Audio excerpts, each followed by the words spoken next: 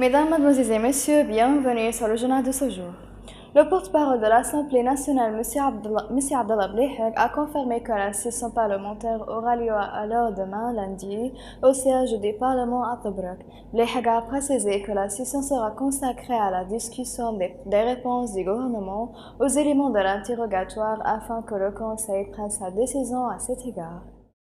Le membre de l'Assemblée nationale, M. Saïd Mrayeb, a appelé à la promulgation de la loi pour l'élection de la Chambre des représentants, considérant que la promulgation de la loi pour élire le président est un grand effort et un travail national.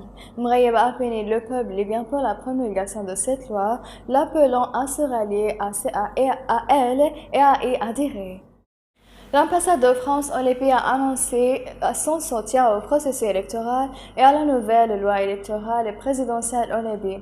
La Chambre des représentants a approuvé la loi sur l'élection présidentielle il y a 2 jours, malgré la présence de voix de l'opposition du Conseil suprême d'État. Le parquet a annoncé que l'expatrié somalien avait été arrêté à cause de diriger un réseau organisé œuvrant à l'organisation de l'immigration illégale et la traite des êtres humains. Il a ordonné aux procureurs de supervenir aux besoins matériels des femmes kidnappées qui ont subi des préjudices, d'engager le processus d'audition et des témoignages des victimes, de conformer l'accusé aux preuves existantes devant lui et prendre les mesures pour assurer la poursuite des membres de l'organisation à laquelle appartient l'accusé à l'intérieur et l'extérieur du pays par le biais de mécanismes de coopération internationale en matière pénale.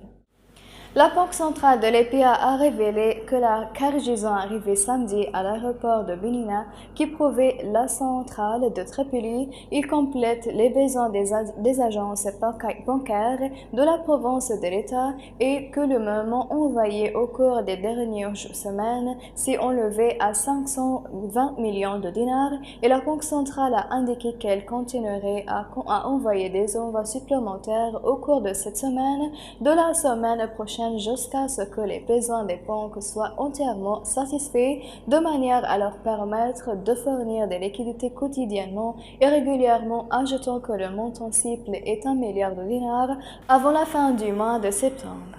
Mesdames et messieurs, c'est la fin de la journée. Merci de m'avoir attiré votre attention et au revoir.